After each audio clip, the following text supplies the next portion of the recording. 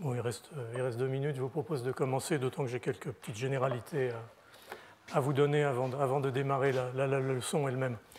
Donc bonjour à toutes et à tous, je suis vraiment ravi de vous retrouver après une année d'absence justifiée par besoin de recharger un petit peu mes batteries et essayer d'ouvrir de nouveaux thèmes ou d'approches sur la présentation du domaine de la microbiologie des maladies infectieuses, sans vous parler de quelques demandes de crédit que j'avais à faire et qui nécessitaient pas mal de temps avec mes collaboratrices et mes collaborateurs.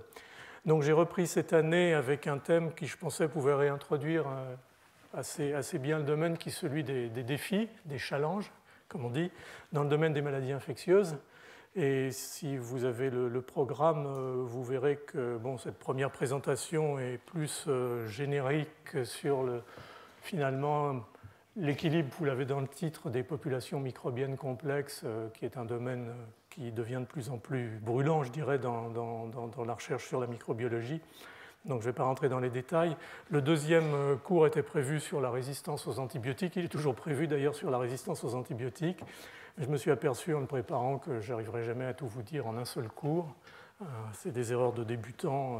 À mon âge, c'est un peu inquiétant, mais je vous demande de m'en excuser.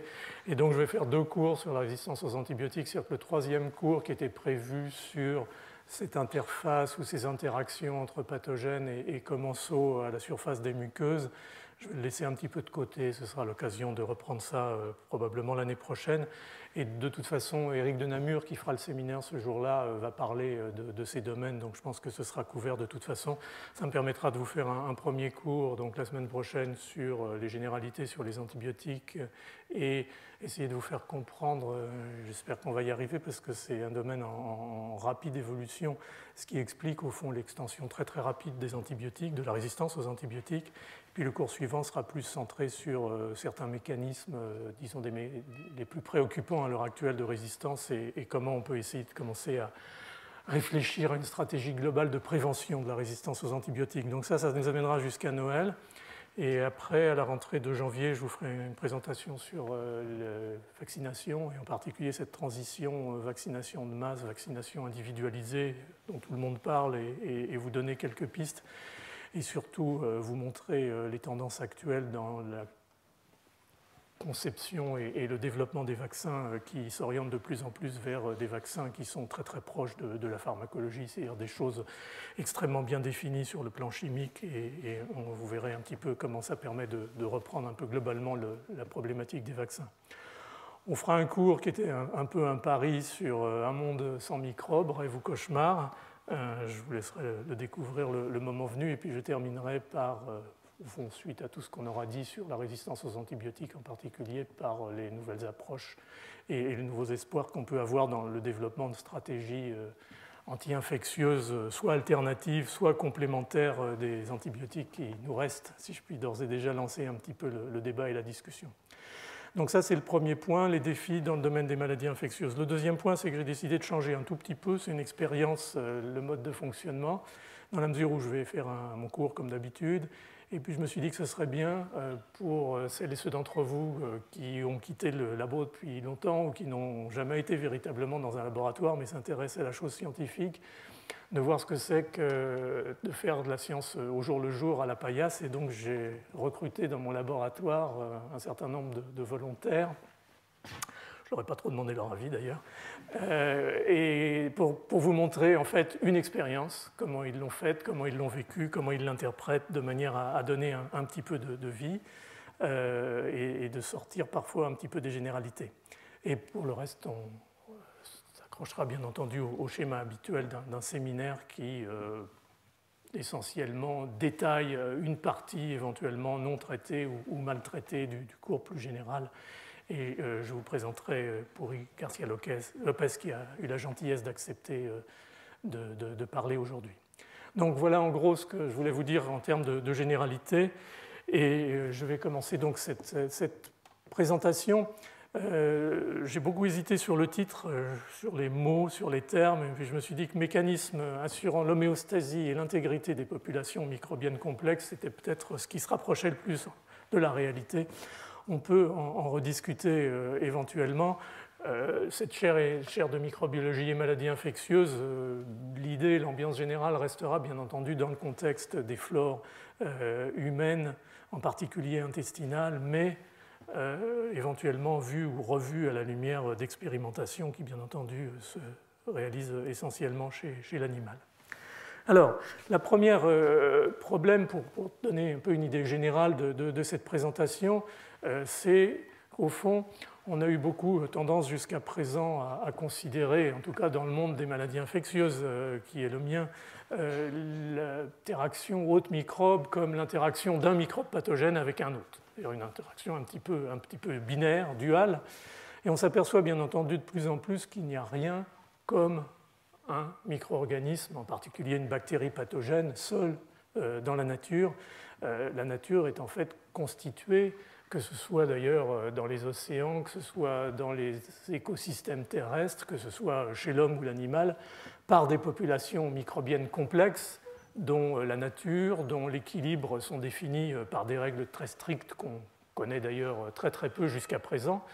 Et au fond, la notion de pathogène va se définir par rapport à l'irruption d'un micro-organisme extérieur, la plupart du temps, au sein d'une population microbienne complexe, et comment finalement ce que j'appelle de plus en plus le ménage à trois va s'établir. Donc il y a essentiellement maintenant à adopter une vision beaucoup plus multiple et complexe de ces populations microbiennes.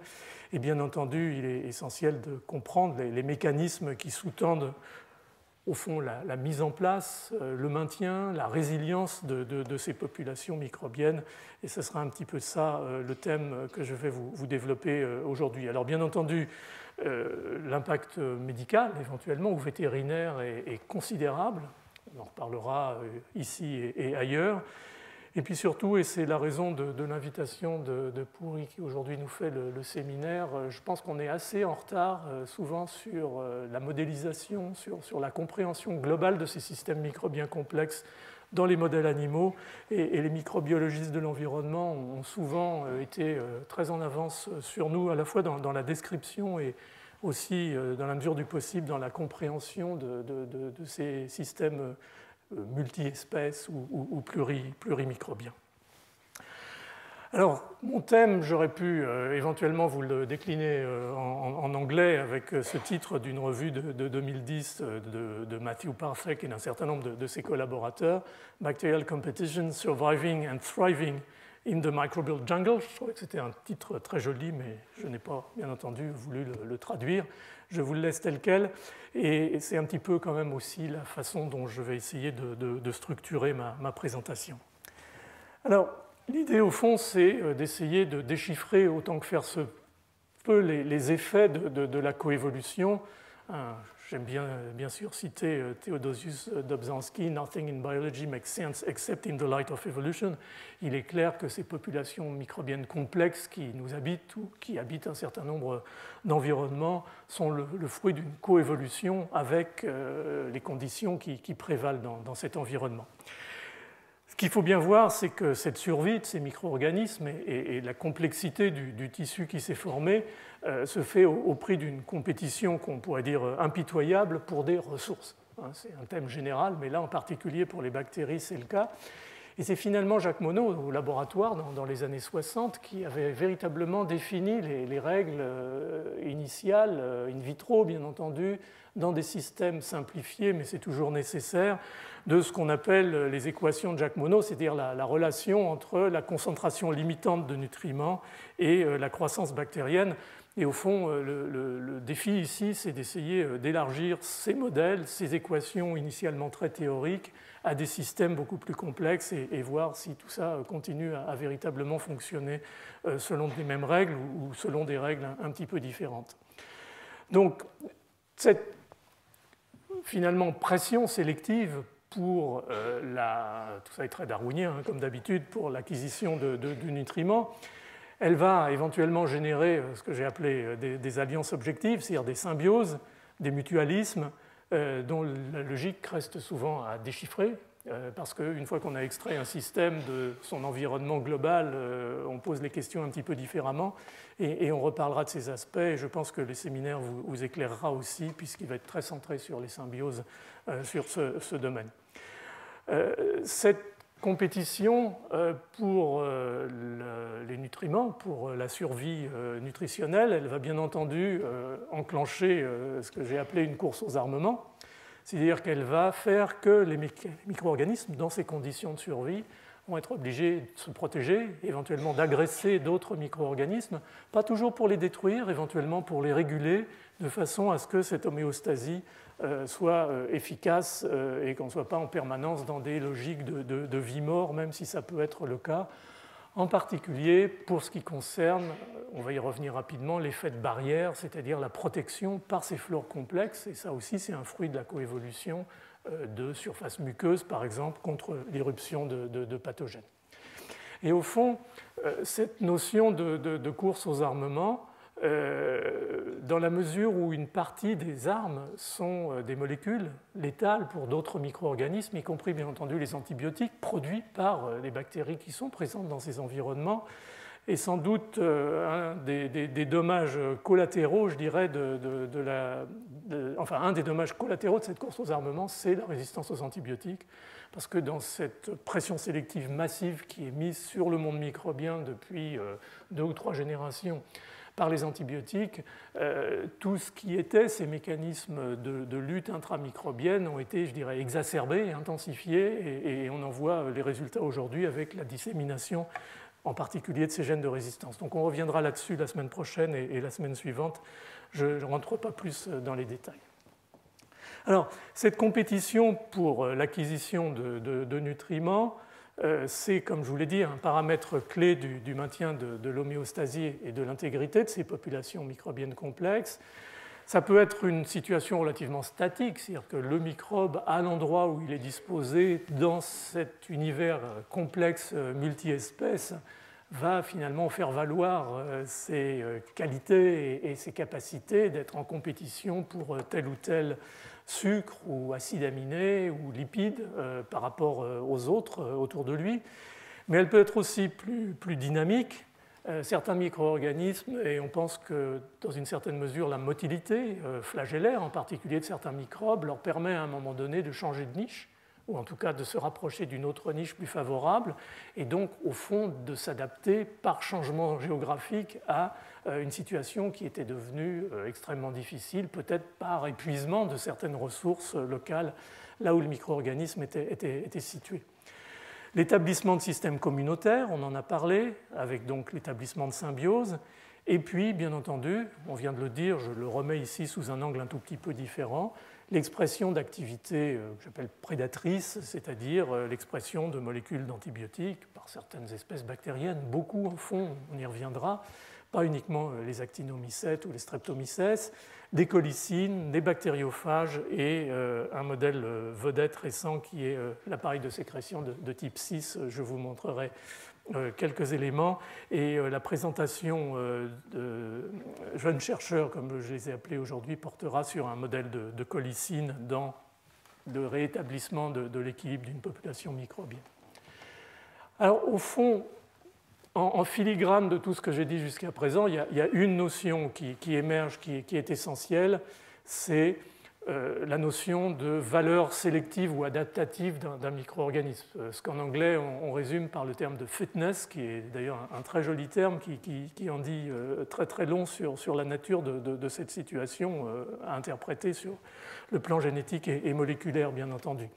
Donc, la valeur sélective et adaptative, le fitness d'une bactérie se définit par sa capacité d'ajuster son métabolisme ou éventuellement d'autres conditions importantes à sa survie aux conditions environnementales auxquelles il doit faire face. Donc ça, c'est au fond, là aussi, très darwinien, c'est-à-dire ceux qui survivent, ce n'est pas ceux qui sont forts ou ceux qui sont intelligents, c'est ceux qui sont capables de s'adapter. Donc le fitness est essentiellement la capacité d'adaptation microbienne. Et finalement,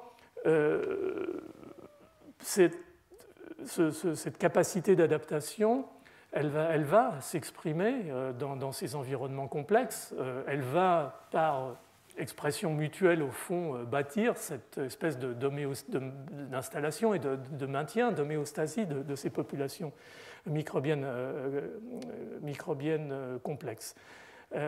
Il faut voir néanmoins qu'à un moment donné dans son histoire, cette bactérie va éventuellement, sous une forme ou sous une autre, récupérer du matériel génétique extérieur. On reparlera de transfert horizontal avec la résistance aux antibiotiques.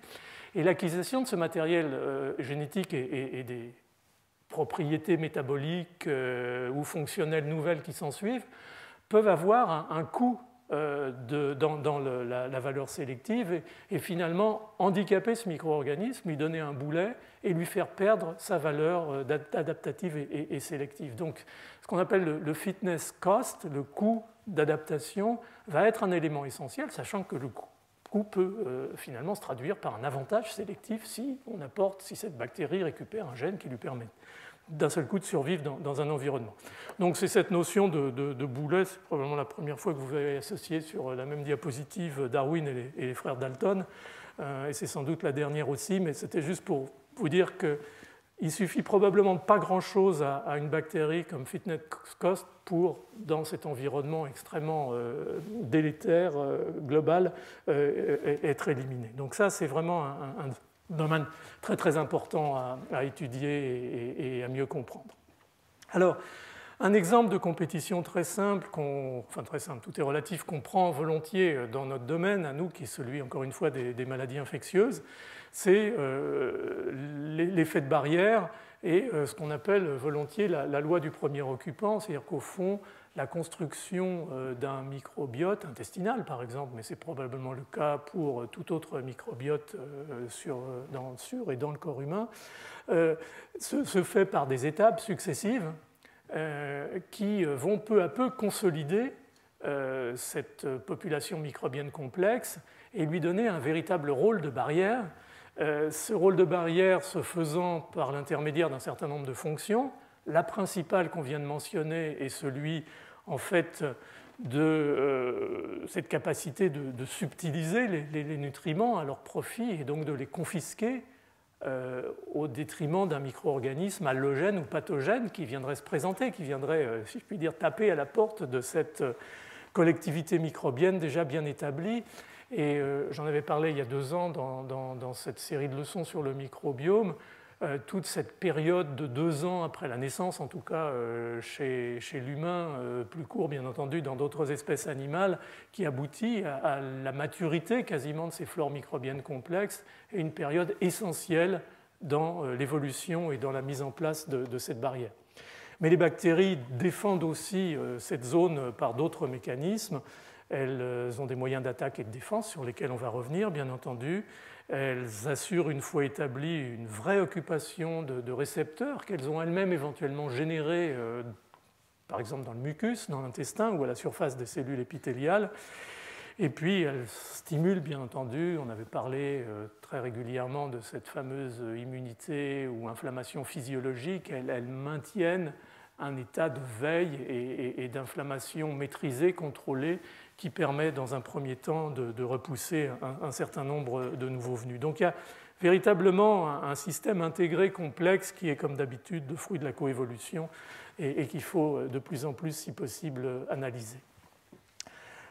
Alors, on peut dire déjà que beaucoup de cette analyse, puisque je vais essentiellement essayer d'être analytique ici et si possible de sortir un petit peu des aspects descriptifs que j'ai beaucoup fait dans les cours précédents pour ce qui concerne le microbiote, l'utilisation en fait d'animaux axéniques ou un pré-traitement par des antibiotiques qui aboutit à petit peu près au même, c'est-à-dire l'élimination ou la non-existence d'une flore microbienne commensale, accroît de façon vraiment spectaculaire dans les modèles animaux, chez la souris en particulier, la pathogénicité de micro-organismes qui éventuellement sont introduits par voie orale par exemple ou intragastrique chez ces animaux pour les exemples qui sont pris ici.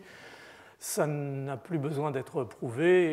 Il y a toute la problématique des infections avec Clostridium difficile, Vibrio cholerae, Acitrobacter rodentium, qui est un pathogène murin intestinal très très spécifique.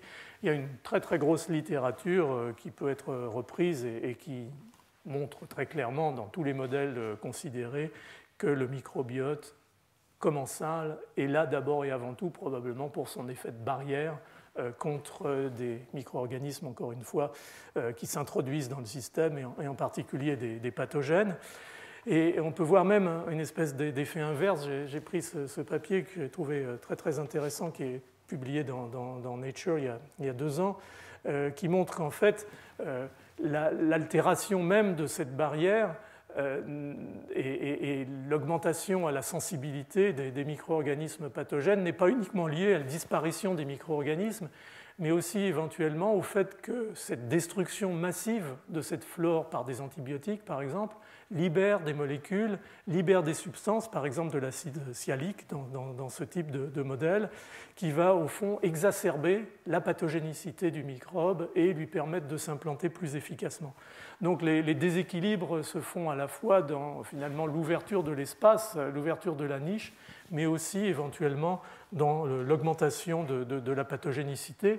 Donc quel que soit l'angle sous lequel vous prenez la situation, il est clair que ces flores bactériennes complexes qui vivent à la surface de nos muqueuses, en particulier au niveau de la muqueuse intestinale, sont essentielles pour nous protéger contre des micro-organismes pathogènes. Alors, la question c'est, encore une fois, peut-on analyser tout ça de manière fonctionnelle? C'est-à-dire, peut-on prendre cette complexité énorme et essayer de la résoudre en un certain nombre de systèmes qui vont permettre de démontrer, au fond, quels sont les grands mécanismes dans ces interactions et dans ces éventuelles symbioses. Donc, on utilise bien sûr de plus en plus, c'est je dirais la porte d'entrée essentielle si on veut sortir de l'aspect descriptif et corrélatif, c'est ce qu'on appelle la génomique fonctionnelle.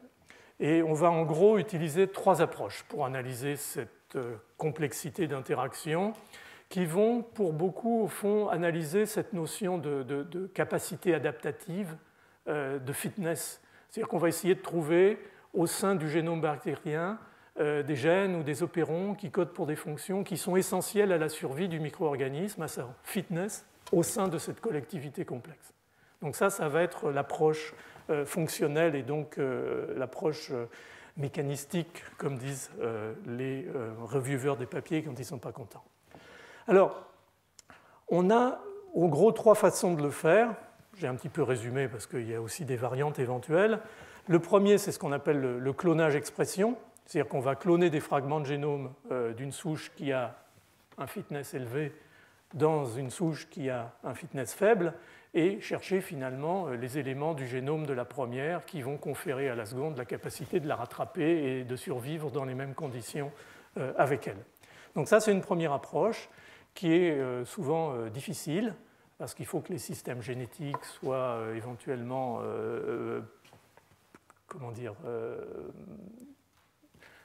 cohérents quand on étudie par exemple des souches qui sont de nature différente, par exemple 1 gramme plus versus 1 gramme moins, il y a des aspects techniques difficiles éventuellement à gérer. Néanmoins, on y arrive. Le deuxième aspect, on va y revenir, c'est ce qu'on appelle vulgairement le TN-sec, et je vous expliquerai de quoi il s'agit. C'est une méthode de plus en plus utilisée et extrêmement performante pour analyser le profil global génomique de la capacité adaptative et de survie d'un micro-organisme dans un environnement donné. D'ailleurs, dans des conditions pathologiques ou non pathologiques, à l'homéostasie. Et puis une troisième approche pour laquelle il n'y a pas vraiment de traduction en français, qui est Signature Tag Metagenesis et STM, et je vous en parlerai et je vous expliquerai. Alors la première approche, qui est celle du clonage expression, j'ai pris trois exemples qui chacun illustrent les 3 approches analytiques, encore une fois, de cette capacité adaptative et de survie d'un micro-organisme dans un environnement complexe. Le premier travail, c'est un travail qui a été publié dans Nature en 2013 par un chercheur très très brillant dont j'ai probablement parlé déjà, bien sûr, il y a 2 ans, qui s'appelle Sarkis Masmanian. Et Sarkis s'est intéressé depuis le début, depuis 10 ans maintenant, au sucre de surface, de capsules, de Bacteroides fragilis, qui est un gramme négatif, qui est un élément important de la flore microbienne intestinale.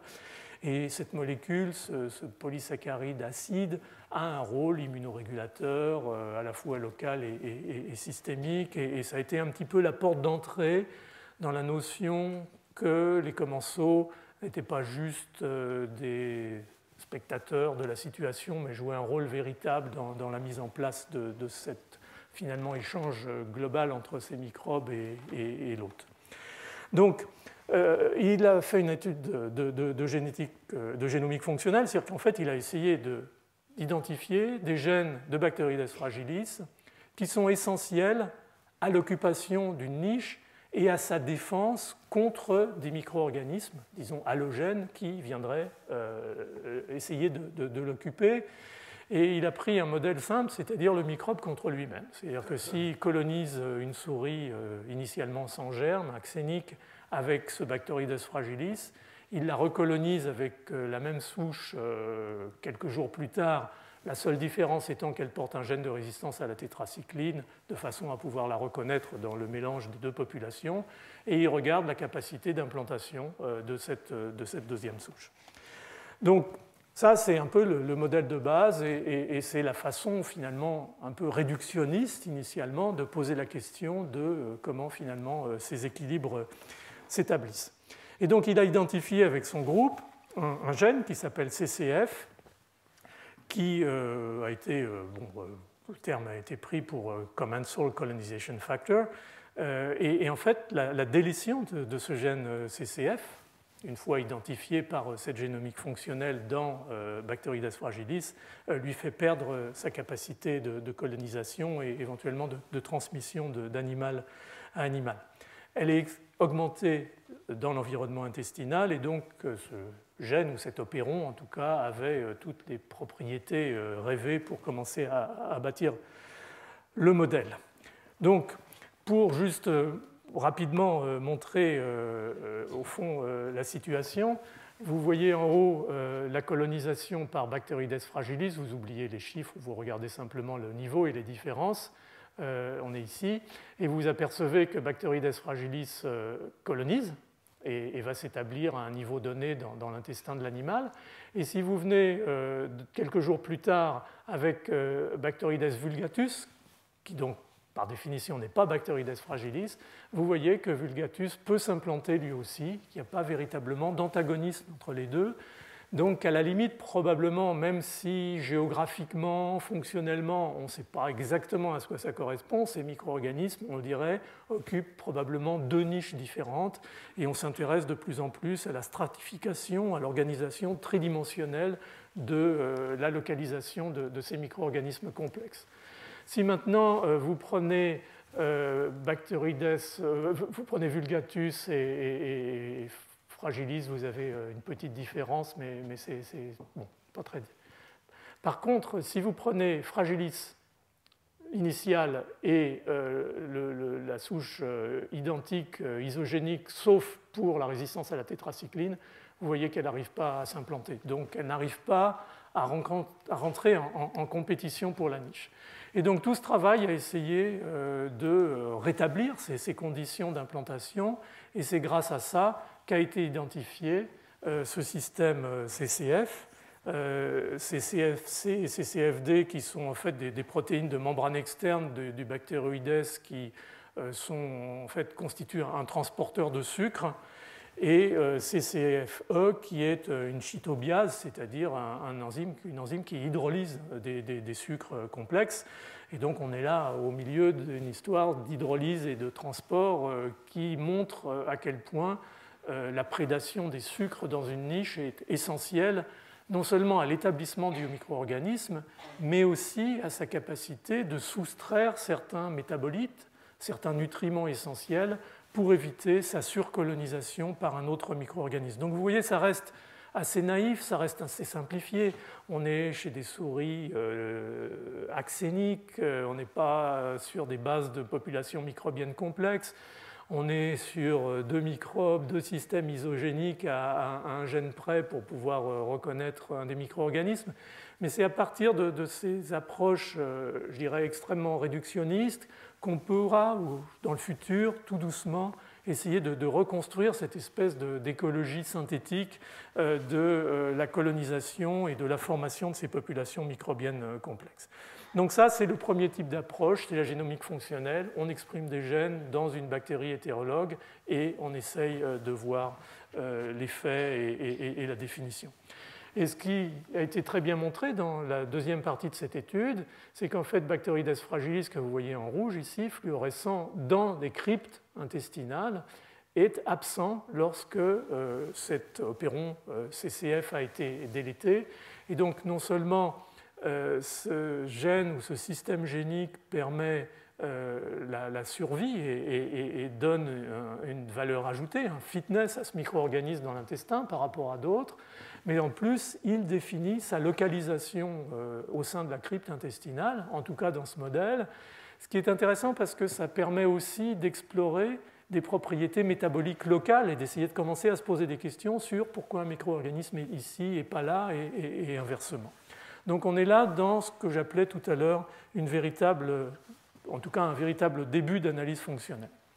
Alors l'autre approche, c'est ce qu'on appelle maintenant le TNSEC. En fait, je vous résume la situation du TNSEC. C'est vraiment un des systèmes d'analyse, je dirais, le mieux adapté à l'étude de fitness et à essayer d'analyser à l'échelon global du génome quels sont les gènes qui sont nécessaires ou qui sont dispensables en matière de survie, d'adaptation et donc à terme, bien entendu, de survie et de colonisation de cette niche complexe.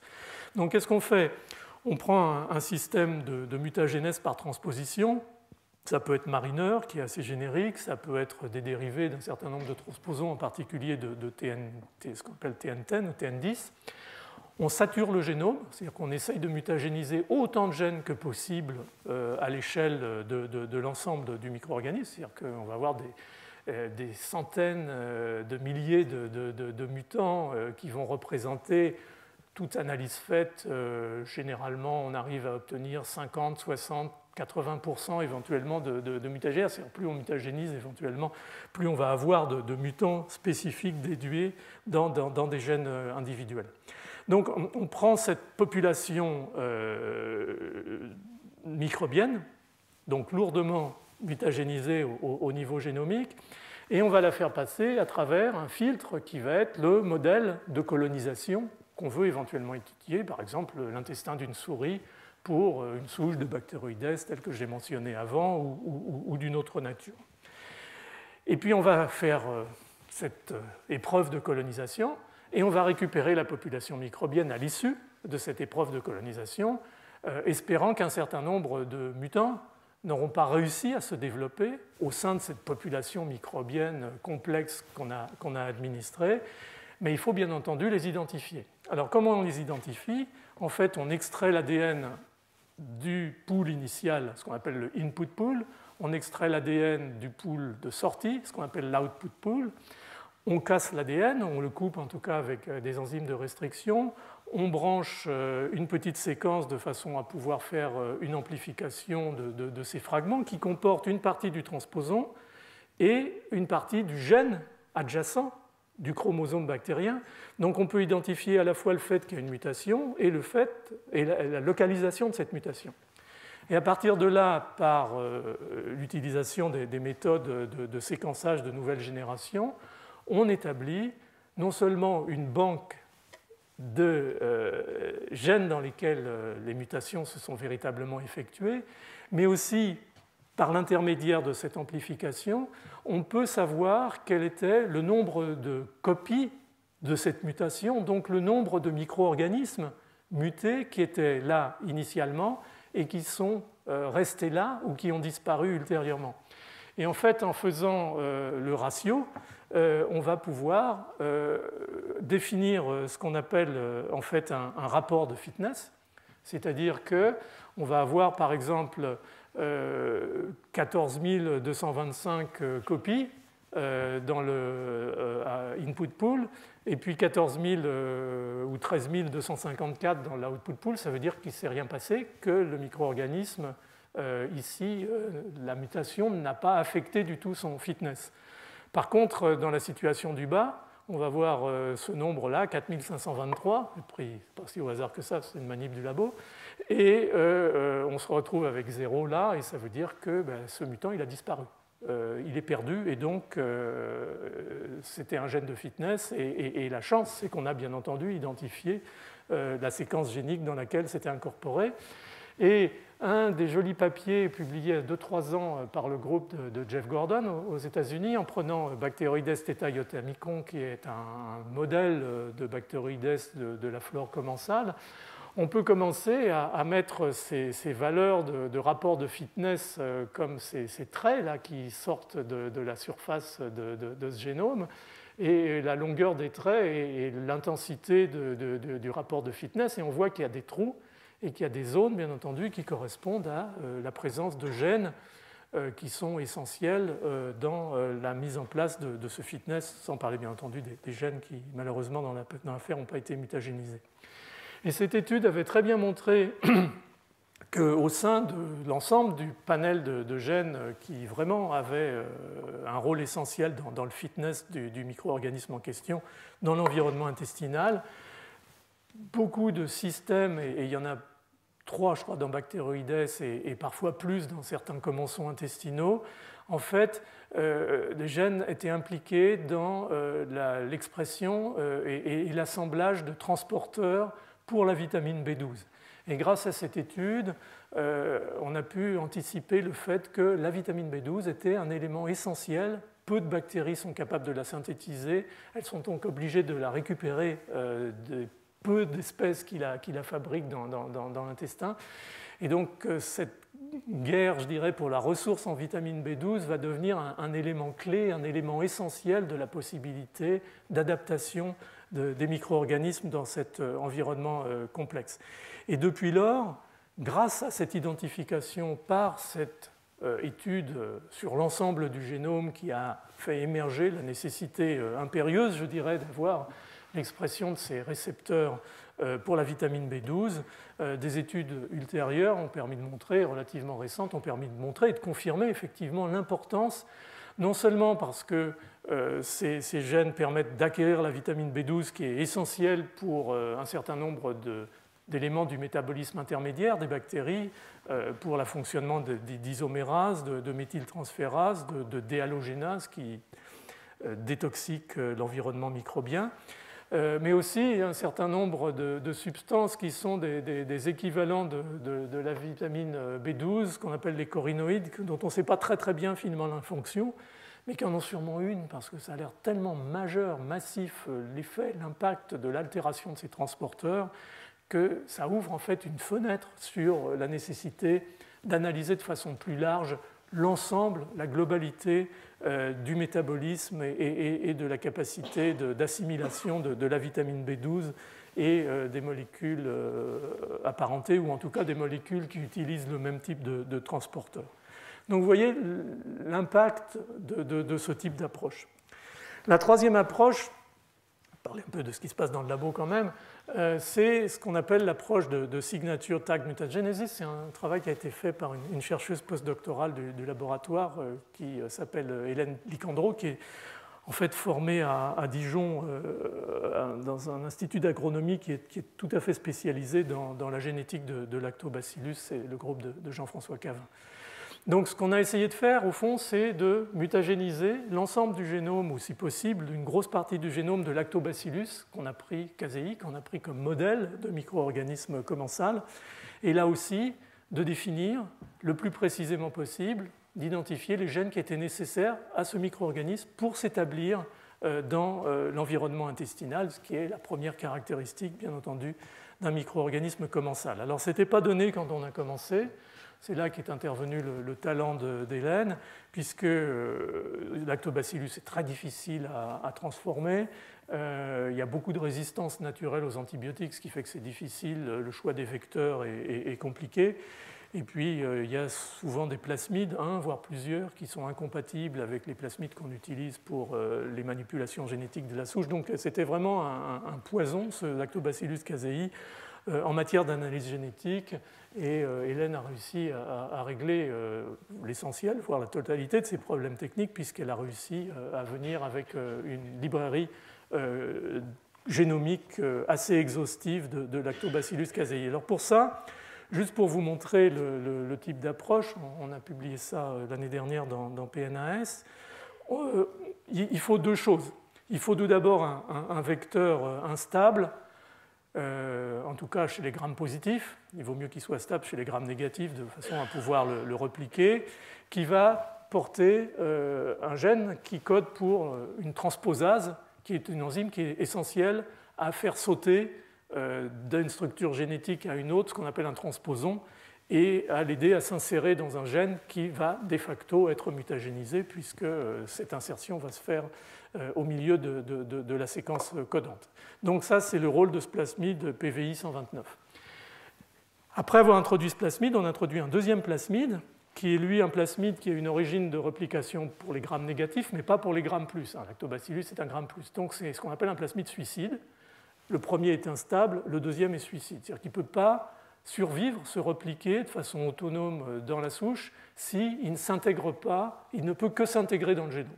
Et donc, il va faire son rôle de plasmide transposon, c'est-à-dire d'aller s'intégrer dans les gènes au hasard. Il y a un petit peu de biais en fonction de la richesse en AT, mais globalement, on peut dire que c'est au hasard.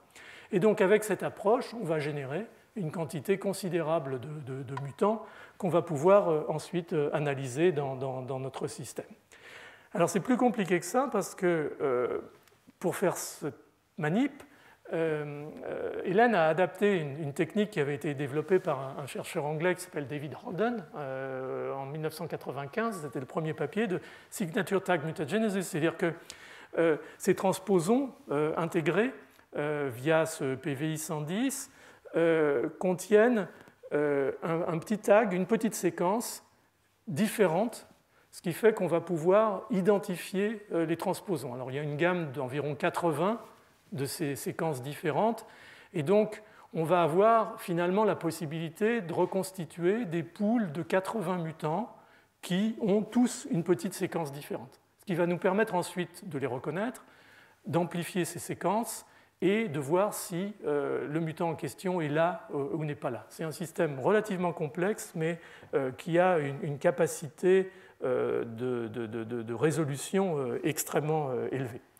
Et à l'arrivée, finalement, on va prendre ces poules qui ont, avec les couleurs différentes, montrent en fait la différence du petit tag dans le transposon inséré dans les gènes.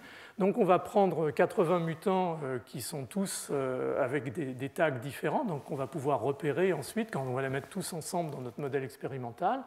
Et avec ça, on va couvrir l'ensemble des mutants qu'on a générés dans cette librairie, qui là, en l'occurrence, était aux alentours de 10 000. Et donc chaque poule, ayant des tags différents, va être mis dans un environnement différent. Ici, c'est une anse intestinale de lapin. On peut ensuite jouer sur la richesse du microbiote dans ces anses intestinales. Et on va commencer, bien entendu, dans le output pool, à faire de la PCR quantitative et à voir si le mutant est là ou n'est pas là, en fonction de la capacité ou non de l'amplifier. Et grâce à ça, Hélène a pu vraiment générer une librairie de plus de 1000 mutants dans Lactobacillus casei, tous identifiables à l'arrivée comme étant localisés dans un gène donné. Et en fait, on a quasiment une librairie maintenant. On peut aller prendre n'importe quel de ces mutants ou éventuellement les combiner. Et grâce à cette approche de signature tag mutagenesis, on a pu identifier au fond de manière globale au niveau du génome l'ensemble, je dirais, des gènes qui sont essentiels à un lactobacillus pour survivre dans l'environnement intestinal. On a en particulier identifié un certain nombre de transporteurs, je ne vais pas rentrer dans les détails, pour des métaux comme le manganèse, le zinc, pour le fer. Les systèmes de transport du fer sont essentiels à la survie des micro-organismes, en particulier dans l'intestin, parce que l'environnement est très pauvre en fer. Il est en fait pris par d'autres micro-organismes ou pris par l'hôte lui-même. On a des transporteurs d'aminoacides, des transporteurs de sucre, en particulier des transporteurs de mannose. Le mannose semble être essentiel à la survie et à la colonisation dans le tube digestif.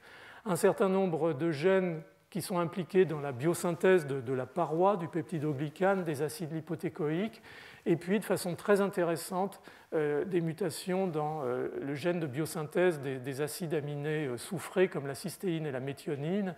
Et on s'est aperçu en retournant dans la littérature et en commençant à travailler sur ce système qu'effectivement les bactéries sont dans un système de sevrage en fait en acides aminés soufrés. en particulier dans l'intestin, parce que la cysténine et la méthionine sont très toxiques pour les cellules épithéliales, donc elles sont très rapidement métabolisées et dégradées ou absorbées par les cellules épithéliales. Donc il y a, dans ce système-là, c'est différent de la pathogénicité, on est dans un domaine qui, au départ, était complètement inconnu, la capacité véritablement de cartographier ce qu'est la vie d'un micro-organisme dans un environnement auquel il doit s'adapter. Et donc c'est ça, au fond, la façon analytique, si je puis dire, d'approcher le fitness, en tout cas dans les limites des modèles qui nous concernent. Alors, la dernière partie de ma présentation, je la ferai sur un certain nombre d'éléments, ce que j'ai appelé la course aux armements. C'est-à-dire qu'on a vu la notion de fitness, de colonisation, de finalement compétition pour des nutriments. On a vu aussi que l'évolution avait fait qu'une nécessité avait clairement émergé de pouvoir se défendre ou agresser d'autres micro-organismes pour maintenir un équilibre. Alors, je ne vais pas appeler ça l'équilibre de la terreur, ce n'est pas le moment en ce moment, mais c'est un petit peu ce qui se passe. Donc on a 4 grands mécanismes qui vont assurer cette possibilité d'attaque et de défense des micro-organismes au sein des collectivités microbiennes complexes. C'est ce que certains auteurs appellent l'allélopathie, je n'aime pas trop parce que ça ressemble un peu à la médecine parallèle, mais c'est en fait la production de molécules, de métabolites qui vont assurer la survie ou la multiplication des bactéries dans une niche donnée. Ces métabolites, ça peut être des agents toxiques, ça peut être des antibiotiques, on va y revenir rapidement. Les colicines, on va en reparler, et puis ce sera l'objet du séminaire de Laetitia Emmerich qui parlera juste après moi. Des bactériophages et la notion de résistance aux bactériophages, et puis ce que je voudrais vous montrer surtout, c'est un système très à la mode et assez intéressant qui est ce qu'on appelle les appareils de sécrétion de type 6. Alors, les métabolites bactériens, on ne va pas rentrer dans les détails, simplement pour vous dire que c'est un des thèmes de recherche majeurs à l'heure actuelle, c'est-à-dire qu'est-ce que produisent un certain nombre de micro-organismes dans ces niches écologiques qui va affecter d'autres micro-organismes, éventuellement leur survie ou en tout cas leur contrôle de leur capacité de croissance, donc le contrôle de leur capacité d'absorber des nutriments. On revient toujours systématiquement à cette notion de compétition pour les nutriments. Tous les produits de fermentation par les anaérobies, la flore intestinale, ce qu'on appelle des acides gras à chaîne légère, le butyrate, l'acétate, le propionate, semblent avoir des rôles régulateurs dans ces systèmes, mais tout ça nécessite d'être étudié plus en détail. Et bifidobactères en particulier, peut-être ça justifie dans une certaine mesure son statut de probiotique, est capable de produire ce type de molécules, en particulier de l'acétate, qui a été montré comme étant important pour lutter, empêcher la croissance de certaines bactéries pathogènes, en particulier colibacilles entéro-hémorragiques et autres de la sorte. Ce qui est intéressant, donc, c'est de voir un petit peu plus précisément ce que peuvent être ces molécules toxiques. Ici, c'est un tapis de Bacillus subtilis sur cette boîte de pétri, et au centre, il y a un petit buvard qui est imprégné en fait par un surnageant d'un micro-organisme qui s'appelle Burkholderia thailandensis, donc à présent. Et ce que vous voyez, c'est un halo d'inhibition de croissance, comme si c'était un antibiogramme. Ça veut dire que ce micro-organisme, son surnageant, contient une substance bactéricide. Et donc toute la question est de savoir, d'abord d'identifier bien entendu ces substances, et on pense que dans tout ça réside peut-être une partie des antibiotiques de demain qu'on attend avec beaucoup d'impatience, mais la discussion tourne plus actuellement autour de savoir si c'est vraiment une problématique de destruction, de killing des autres micro-organismes, ou si ce n'est pas plutôt une problématique de régulation, que ces molécules qu'on considère, nous, de façon peut-être un petit peu anthropocentrique, comme des antibiotiques, sont en fait des petites molécules régulatrices non pas de la même famille, mais du même concept que, par exemple, les auto-inducteurs qui régulent le quorum sensing bactérien.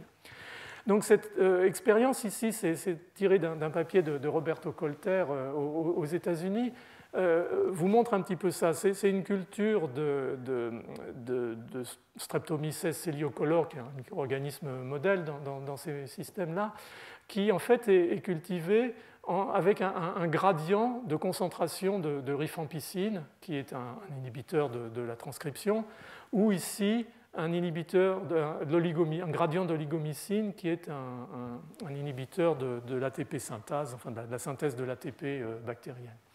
Et ce que vous pouvez voir en fait, c'est que en fonction de ce gradient, la bactérie se comporte différemment. À haute concentration d'antibiotiques, il y a de la mort cellulaire ici, bien entendu, mais très rapidement, vous voyez la formation de IF, qui sont les formes invasives de ce type de micro-organismes. Et puis là, quand vous arrivez à des concentrations très faibles de rifampicine, vous voyez un changement de production de métabolites secondaires, en particulier de cette actinorhodine, qui est un régulateur avec des propriétés antimicrobiennes. Vous avez ce bout colorant rouge ici, qui s'appelle l'andécyl prodigiosine, c'est un joli nom. Mais donc un vrai switch métabolique dans ces micro-organismes qui montre que le thème ici, ce n'est pas tellement la mort bactérienne, c'est plus la régulation. Et même chose pour l'oligomycine, avec ici une inhibition et puis ensuite un changement à faible concentration et la production de IF et de cette molécule qui est donc l'actinorhodine. Donc vous voyez tous ces petits composés cycliques qui sont synthétisés par ces micro-organismes et qui sont à forte concentration, quand ils le peuvent, bactéricides probablement, mais à plus faible concentration des régulateurs. Et un tenant de cette notion du rôle des antibiotiques produits par les bactéries en tant que régulateurs de populations complexes est très défendu par un grand microbiologiste canadien qui est un ami d'ailleurs qui a travaillé à l'Institut Pasteur pendant plusieurs années, qui est Julian Davis, qui est un spécialiste des actinomyces, en particulier des streptomyces. Et l'expérience ici est un peu son expérience, c'est ce qu'il montre à tout le monde pour expliquer son système. C'est pour ça qu'en hommage à tout son travail, je l'ai reprise. La souche ici qui pousse à la surface de cette boîte de pétri, c'est une salmonelle, mais cette salmonelle on a introduit, enfin Julian et ses collaborateurs ont introduit l'opéron LuxR qui permet, lorsqu'il est activé et qu'on met la souche sous UV par exemple, d'avoir une bioluminescence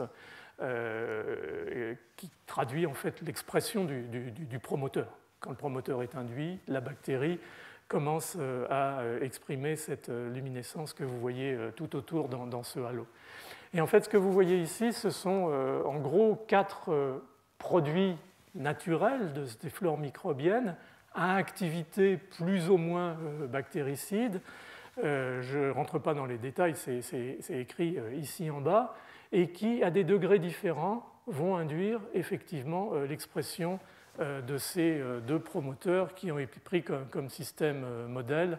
Le promoteur qui, je ne le trouve plus en fait, excusez-moi, il y en a un en fait qui régule le métabolisme des lipides en anaérobiose et l'autre qui est un chimiorécepteur sérine, donc, qui est impliqué dans la chémoattraction du micro-organisme, dans des promoteurs dont on perçoit qui sont importants dans des situations de changement métabolique importants et d'adaptation de ces micro-organismes.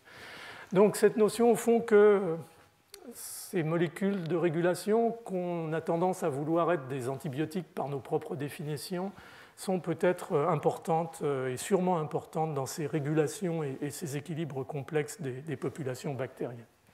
Alors les bactériocines, je ne vais pas parler très longtemps parce que Laetitia va vous en dire un mot puisque ce sera le sujet de sa courte présentation. En fait, en général, ce sont des peptides antimicrobiens, plus spécifiquement dans le domaine des bactéries à gram négatif, en particulier de coli et de bactéries très proches dans la famille des entérobactéries. On appelle ça des colicines. En fait, ce sont des protéines qui sont exprimées par des micro-organismes et qui, si elles s'en détachent et vont se lier à un autre micro-organisme, généralement de famille très proche, la fonctionnalité est très dépendante de la proximité d'espèces. Par exemple, c'est souvent coli-coli ou coli salmonelle, ou coli shigella, ou dans l'autre sens, mais des choses qui ne sortent pas beaucoup du domaine phylogénique des entérobactéries. Donc ces colicines sont en fait des protéines qui vont être capables de passer la membrane externe des bactéries à gram négatif en liant un récepteur, transloquant cette membrane externe, traversant l'espace périplasmique et vont aller former un pore dans la membrane plasmique, dans la membrane interne de la bactérie. Ce pore va entraîner la dépolarisation de la bactérie et éventuellement la mort bactérienne, avec en plus un effet souvent de nucléase, soit sur l'ADN ou soit sur l'ARN bactérien. Donc des molécules extrêmement complexes, avec une organisation pour les colicines de groupe A ou de groupe B, variable mais quand même globalement relativement conservée, avec CXA qui est le gène qui code pour la colicine, c'est le gène de structure de la colicine, avec CXI qui n'est pas toujours présent, qui en fait est ce qu'on appelle la protéine d'immunité, c'est la protéine qui empêche le suicide de la bactérie qui produit la colicine, et puis CXL qui est une protéine qui permet à l'ensemble du système de fonctionner par le détachement de la colicine et sa possibilité d'aller bien entendu sur la bactérie entre guillemets adverse. Je ne rentre pas dans les détails, elles se définissent toutes par un récepteur à la surface, en particulier pour ces colicines de type A par exemple, BTUB qui est comme par hasard le récepteur de la vitamine B12, ou le transporteur plutôt de la vitamine B12, un système dans l'espace périplasmique pour la translocation de la protéine et ensuite, bien entendu, l'intégration dans la membrane. Donc ces molécules sont différentes, mais quand même fonctionnellement dans leur organisation générale et leur structure assez proches. C'est-à-dire qu'on a une extrémité ici N-terminale qui va assurer la liaison au récepteur sur l'autre bactérie, la partie intermédiaire qui assure la reconnaissance de ces récepteurs et la partie C-terminale qui assure la liaison à la protéine d'immunité et éventuellement, lorsqu'elle quitte cette protéine d'immunité, la capacité de s'intégrer dans la membrane interne de la bactérie et de tuer cette bactérie. Donc vous voyez ce système qui est magnifique, hein, où la colicine va se lier à ce récepteur à la surface bactérienne, va prendre une modification conformationnelle qui va lui permettre en fait de se lier à un second système qui par exemple ici est le système TOL qui va lui permettre de traverser l'espace périplasmique et ensuite aller s'intégrer et former un pore bactérien. Donc ces systèmes en fait sont multiples, c'est toute la diversité finalement qui nous dit probablement l'importance de ces colicines dans les écosystèmes pour que la nature ait généré autant de systèmes avec des fonctions enzymatiques éventuellement associées différentes, avec des récepteurs à la fois surface et dans l'espace périplasmique différents. Ça veut dire que ça a probablement un rôle très important et vous trouverez les diapositives sur le site, vous pourrez voir pour ceux qui sont intéressés plus en détail. Ce qui est important, c'est de se dire qu'au fond, ces colicines sont restées jusqu'à présent un très bel outil d'analyse, en particulier de formation de pores dans les membranes microbiennes, mais ont été au fond pas tant que ça analysés en tant qu'élément régulateur important de l'équilibre de ces populations microbiennes, parce que la première capacité, c'est à l'évidence de tuer des bactéries proches phylogéniquement dans un environnement donné. Alors pourquoi ? Probablement parce qu'on a observé assez rapidement qu'il y avait des résistances qui pouvaient s'installer. Il suffit d'une mutation ponctuelle dans le gène codant pour le récepteur, par exemple le récepteur à la vitamine B12, et la colicine ne va plus pouvoir se fixer, s'associer à ce récepteur, et elle va donc perdre son activité létale sur la bactérie. Il peut y avoir des mutations dans l'appareil de translocation, en particulier dans le système TOL que j'ai mentionné pour COL1. En fait, bien sûr, mais en même temps, si vous mutagénisez votre récepteur à la vitamine B12 pour devenir résistant à la colicine, vous avez vu qu'il y a un fitness cost énorme. C'est-à-dire si vous n'êtes plus capable de transporter la vitamine B12, vous allez avoir des difficultés considérables à survivre dans un environnement donné.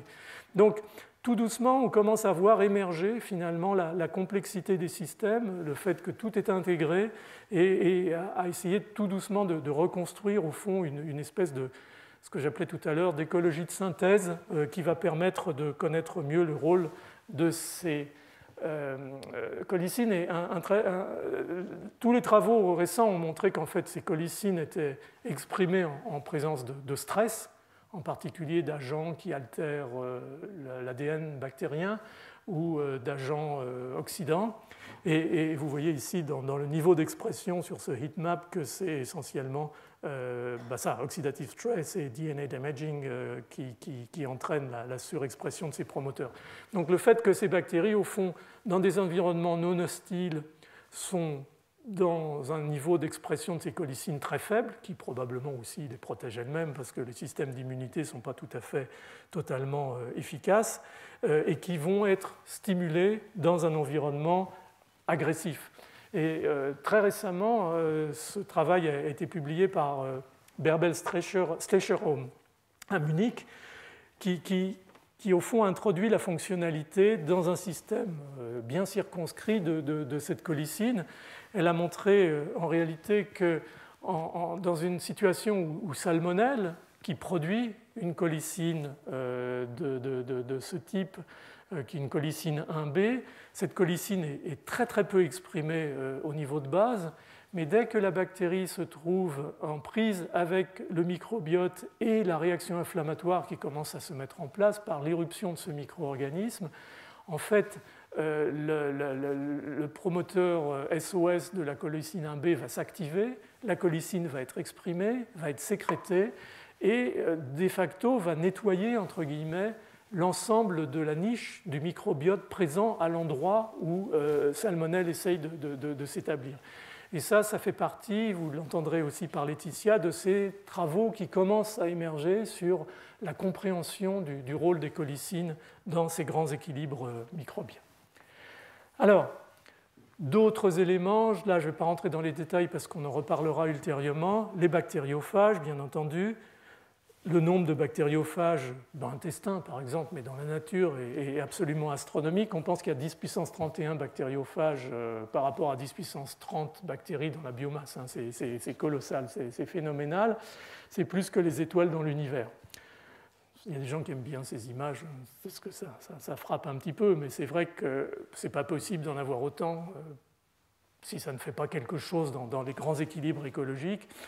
Et c'est vrai que jusqu'à présent, un petit peu comme les collicines, les bactériophages ont été vus comme des outils de la génétique, qui ont joué un rôle majeur dans la compréhension de la génétique à ses débuts et des échanges génétiques entre populations microbiennes. Mais l'idée que ces phages qui ont une capacité lytique, lorsqu'ils sont capables d'entrer dans un cycle lytique à l'intérieur d'une bactérie, vont la tuer, on peut imaginer, bien entendu, que ça va être un des outils utilisés par certains micro-organismes qui produisent ces bactériophages, mais qui y sont immuns, pour aller nettoyer, encore une fois, une niche microbienne.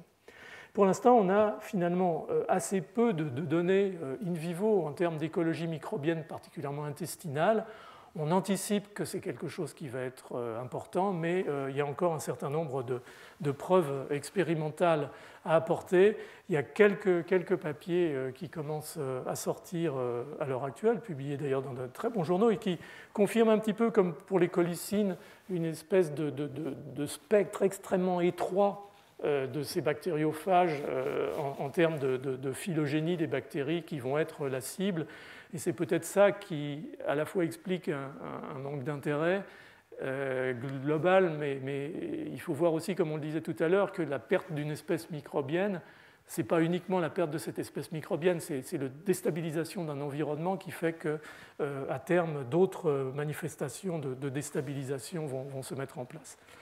Alors, ce qu'on dit toujours aussi, c'est que, comme pour les collicines, les bactéries deviennent relativement facilement résistantes aux bactériophages, et donc peut-être est-ce relativement facile, par une mutation simple sur un récepteur, d'acquérir l'immunité à ce bactériophage. C'est quelque chose qui tout à fait à considérer dans ces écosystèmes et à modéliser très très probablement. Ce d'autant plus que est sortie dans ces 5 dernières années une des découvertes dont vous avez entendu parler sans doute, qui est celle de CRISPR-Cas, qui est la notion, et ça a été essentiellement récemment développé grâce au travail d'Emmanuel Charpentier en Suède et de Jennifer Doudna aux États-Unis, essentiellement un système d'immunité microbienne contre les phages, et véritablement d'immunité acquise, dans la mesure où, au fond, je résume très simplement la situation, si tant est que ce soit possible, un DNA étranger qui, par exemple, serait le DNA d'un phage à ADN, va se trouver intégrer une bactérie, et au fond, il y a un système enzymatique, Cas1 et Cas2, qui va prendre une des séquences de ce bactériophage et l'intégrer dans une partie du génome qui contient déjà des traces en fait, de génome de bactériophages qui antérieurement ont parasité cette bactérie. Donc c'est une espèce de module de mémoire qui est introduit. Donc ça c'est la phase primaire, c'est la phase de constitution de la mémoire immunitaire de la bactérie au bactériophage. Et puis maintenant un nouveau bactériophage arrive qui correspond dans son ADN à celui pour lequel la mémoire a été établie, la séquence rouge ici. Et au fond, l'ensemble de ce système va être transcrit, va être édité, et cette petite séquence ici, qui est caractéristique de la présence de cette trace de génome antérieur, va permettre de conduire sur cette enzyme qui s'appelle Cas9 en présence d'un ARN exprimé en trans qui s'appelle TRAC-RNS et CRISPR-RNA, va amener tout ce système sur cette enzyme qui va, comme c'est une nucléase, en fait couper sur les 2 brins l'ADN du phage qui s'est introduit dans la bactérie. Donc il y a ça va probablement faire un prix Nobel assez rapidement, tout le monde s'y attend, dans la mesure où ce système a été apprivoisé, si je puis dire, et permet maintenant de faire de l'editing, de faire de la manipulation des génomes, y compris eucaryotes. C'est un progrès absolument spectaculaire, mais qui, remis dans le contexte de l'écologie microbienne, pose la question de sa fonction réelle et de la fonction du bactériophage dans ses équilibres généraux. Un peu l'histoire du Collège de France, c'est qu'il faut présenter la science on the edge, et parfois on the edge, on voudrait bien comprendre un petit peu mieux les systèmes. Là, ce que je suis en train de vous dire, c'est que les outils sont là, les systèmes sont là, ce qu'il faut maintenant, c'est véritablement intégrer tout ça dans un schéma cohérent et voir quelle est la part respective de ces différents mécanismes d'attaque et de défense des microbes, si je puis dire. Alors la dernière chose, je ne peux pas vous en empêcher parce que c'est vraiment très joli, c'est ce qu'on appelle les appareils de sécrétion de type 6. Alors je vous passe les types 1, type 2, type 3, 4 et 5, c'est les types 6. Alors c'est un système qui est absolument phénoménal parce que ça semble être un très joli système utilisé par les gram négatifs pour survivre dans un environnement donné et assurer en fait éventuellement la prédation d'une niche, et on est en train de le montrer clairement dans le laboratoire avec un chercheur américain qui s'appelle Mark Anderson sur Shigella sonei. Et donc ces systèmes de sécrétion de type 6 ont fait l'objet récemment, pour celles qui sont intéressées, d'excellentes revues, en particulier par Alain Fillou, qui est un microbiologiste de Marseille, mais qui est maintenant à Imperial College à Londres, et d'autres, et en particulier le groupe de John Makellanos aux États-Unis. Alors, en fait, l'appareil de sécrétion de type 6, il n'est pas présent chez toutes les bactéries à gram négatif, mais chez certaines, en particulier chez, par exemple, Pseudomonas aeruginosa, mais aussi chez Vibrio cholerae, chez Shigella sonei et d'autres. Encore une fois, on est dans les grammes négatifs. Donc, ce sont des gènes, bien entendu, qui codent pour les éléments constitutifs et d'assemblage de cet appareil de sécrétion de type 3. Et puis, c'est un certain nombre d'effecteurs qui sont encore très mal connus, qui vont être injectés par cet appareil de sécrétion, soit dans des bactéries opposantes, soit même éventuellement dans les cellules eucaryotes. Et ce qui est vraiment très intéressant, et c'est là que vous voyez que la nature, là aussi, j'aime bien citer Darwin, qui disait que la nature était très prolixe en diversité, mais au fond très très limitée en nombre de systèmes. C'est-à-dire que la nature recycle très efficacement des systèmes déjà existants. Et en fait, le système de sécrétion de type 6, en gros, c'est un bactériophage à l'envers. C'est-à-dire que le bactériophage a ce système de queue qui lui permet d'injecter son ADN à l'intérieur de la bactérie en traversant finalement la membrane externe, la membrane interne. L'appareil de sécrétion de type 6, c'est le même système dans l'autre sens, c'est-à-dire que l'aiguille se forme à l'intérieur de la bactérie, elle traverse une gaine ici et elle va s'exprimer vers l'extérieur avec cette complexe d'attaque ici qui va lui permettre d'attaquer la membrane de la bactérie opposante et ces molécules ici d'effecteurs dont encore une fois il faut trouver la fonction. Donc ce système de sécrétion de type 6, il est au repos plutôt au calme, voire pas même assemblé, et il va s'assembler et s'activer avec la sortie de cette aiguille lorsque la bactérie est soumise à un stress, et en particulier lorsqu'elle reconnaît une bactérie d'une autre nature, voire qu'elle est elle-même agressée via l'appareil de sécrétion de type 6 par cette bactérie, et on rentre dans une logique de duel. Et ça, c'est un travail relativement récent d'Éric Cascalès à Marseille, qui travaille beaucoup sur la structure et la fonction de ces appareils de sécrétion de type 6, où vous voyez qu'en présence de cette bactérie qui est ici fluorescente en rouge, qui n'a pas d'appareil de sécrétion de type 6, cette bactérie ici en vert, c'est en fait une des protéines du complexe de type 6 qui s'assemble, et c'est pour ça que la fluorescence est visible. Et vous voyez que au bout d'un certain temps, le système est totalement assemblé, l'aiguille est projetée et la bactérie est tuée et disparaît, ne fluoresce plus puisqu'elle ne transcrit plus, elle ne traduit plus ces protéines. Donc c'est vraiment l'image de cette guerre en fait qu'une bactérie peut porter sur une autre bactérie qui est vraiment un système tout à fait spectaculaire. Alors, ce qu'a montré le groupe de John Makellanos avec un jeune chercheur qui s'appelle Marek Basler, qui était donc à Harvard et qui est maintenant au Biocentrum à Bâle. Donc, ce qu'a montré Marek dans le labo de John, c'est que, en fait, voilà l'appareil de sécrétion de type 6 dans sa configuration d'attaque. Alors, ils ont pris un modèle Vibrion cholérique qui a un type 6 versus Pseudomonas aeruginosa qui a un type 6. C'est une rencontre un peu inattendue, mais c'est des micro-organismes modèles tels qu'ils l'ont fait. L'appareil de sécrétion de type 6 de Vibrio cholerae attaque la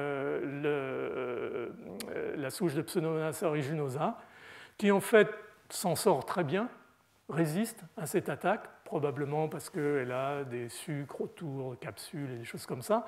Mais par contre, ayant senti cette attaque, elle va activer son propre système de sécrétion de type 6 qui est extrêmement efficace et qui là va en réponse tuer le vibrio cholérique agresseur.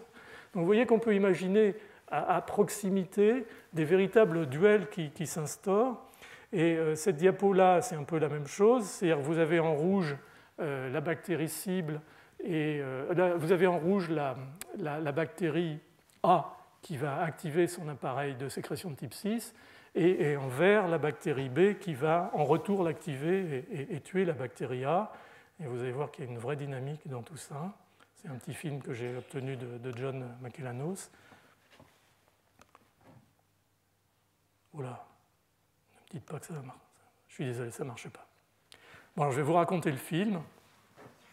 Ce que vous devriez voir je suis vraiment déçu et confus. Ce que vous devriez voir, c'est que la bactérie rouge est la première à réagir. Elle va assembler son appareil de sécrétion de type 6. Elle va agresser la bactérie ici, qui est en fait Pseudomonas aeruginosa, qui va en réponse activer son appareil de sécrétion de type 6 et tuer la première bactérie. Bon, raconter comme ça, c'est moins bien, je suis désolé, mais voilà un peu ce qui se passe. Donc on est vraiment dans des systèmes, vous voyez à quel degré de résolution moléculaire on peut commencer maintenant à poser les questions sur l'équilibre de ces populations microbiennes. Et ce duel, cet échange a été disséqué par ce groupe en termes moléculaires. Je ne vais pas aller dans les détails. Sur Pseudomonas aeruginosa, il y a un système complexe de perception de l'agression de la membrane par le complexe d'attaque du type 6 de Vibrio cholerae. Ce système va amener à l'activation d'une kinase. Cette kinase va activer cette gaine qui va permettre de guider l'assemblage et le mouvement de l'aiguille de Pseudomonas aeruginosa vers, en retour, Vibrio cholerae et amener cette fois-ci à la destruction de Vibrio cholerae, comme vous le voyez ici. Donc tout le système a été disséqué en termes moléculaires et au repos, le système peut totalement se désassembler dans la mesure où, là, on rentre dans cette histoire de fitness cost. Se traîner, si je puis dire vulgairement, un boulet comme un appareil de sécrétion de type 6, c'est pas bon, ça a un coût de fitness extrêmement élevé. Donc ce type de bactérie doit le réguler négativement, doit éventuellement le désassembler pour ne pas avoir à payer le prix métabolique de la synthèse de ces protéines et de leur assemblage. Par contre, il va falloir l'activer dès que les conditions s'en font sentir. Et là, vous voyez bien entendu l'importance de ces systèmes de perception membranaire à l'agression. Donc ça vous donne une petite idée, je dirais, de la dynamique de ces systèmes et de la nécessité d'avoir des véritables régulations. Et on voit de plus en plus, ça a été montré par le groupe de Mekelanos, on est en train de le montrer dans notre laboratoire pour Shigella sonei, par ces analyses de TN-sec dont je vous ai parlé tout à l'heure, que dans la grande collection de mutants qui altèrent la capacité adaptative des bactéries, leur fitness à l'environnement dans lequel on les étudie à un moment donné, les gènes de type 6 sont très très largement et de façon dominante, si le système est vraiment approprié à étudier la colonisation, exprimés. Donc on a vraiment là quelque chose de très essentiel dans les équilibres entre les micro-organismes, et c'est vraiment une nouveauté. Donc je terminerai en disant que, encore une fois, on est au début, hein, c'est la proto-histoire de cette écologie microbienne, en particulier dans les systèmes complexes comme le tube digestif, mais ça peut être aussi bien les voies aériennes supérieures, la peau, l'animal aussi. On est, comme je le disais aussi, et c'est la justification du séminaire que vous allez entendre tout à l'heure, un petit peu limite en termes de notre analyse de la complexité, de notre modélisation de la complexité, et on a beaucoup à apprendre des gens de l'environnement. Si on veut véritablement monter une science autour de ça, et je crois que c'est maintenant une priorité, cette nouvelle microbiologie dont on parle beaucoup, elle doit prendre en compte cette notion de population microbienne complexe. Il faut vraiment améliorer nos intégrations de diverses méthodologies. En particulier, il faut améliorer la modélisation mathématique des systèmes, il faut améliorer l'annotation des génomes microbiens, il faut améliorer nos études d'analyse fonctionnelle. Enfin, il y a tout un arsenal de nouvelles approches qu'il va falloir essayer de combiner en microbiologie pour approcher, disons de façon analytique, la question que je posais au début, c'est-à-dire quels sont au fond les grands paramètres de l'établissement, du maintien et de la résilience de ces populations microbiennes complexes dont j'espère vous avoir convaincu qu'elles avaient un rôle physiologique et pathologique essentiel. Donc je terminerai ici en vous demandant de m'excuser pour ce petit problème technique. Je tâcherai de vous le réactiver pour vous le montrer la prochaine fois quand même. Donc je termine ici avec donc ce nouveau format de présentation. Je vais demander à Laetitia Emmerich de venir vous parler en quelques minutes de son modèle Streptococcus galolyticus et bactériocine et cancer colique. Je ne vais pas rentrer dans les détails, c'est elle qui vous expliquera la justification de tout ça. Je propose de prendre quelques questions après la présentation de Laetitia, puisque c'est cohérent avec ce que j'ai raconté. Ensuite, on aura le séminaire et puis on peut faire une discussion générale comme j'aime bien le faire et comme parfois ça marche. J'espère qu'on aura un certain nombre de points à voir ensemble. Donc Laetitia est chercheuse postdoctorale dans mon laboratoire, à l'Institut Pasteur. Elle a fait sa thèse à l'Institut Gustave Roussy en cancérologie avec le professeur Laurence Zitvogel. Et elle a rejoint le labo il y a 3 ans maintenant ou un peu plus pour travailler sur éventuellement le rôle de certains micro-organismes dans l'oncogénèse colique, avec une grosse question qui est au fond quel est l'œuf, quelle est la poule? Est-ce que c'est le microbe qui cause le cancer? Est-ce que c'est le cancer qui entraîne le développement du microbe? Est-ce que c'est les deux en même temps? Donc Laetitia va vous montrer, vous présenter rapidement. L'idée, c'est une expérience, pourquoi, comment et qu'est-ce qu'on en tire comme conséquence. Voilà. Merci Laetitia.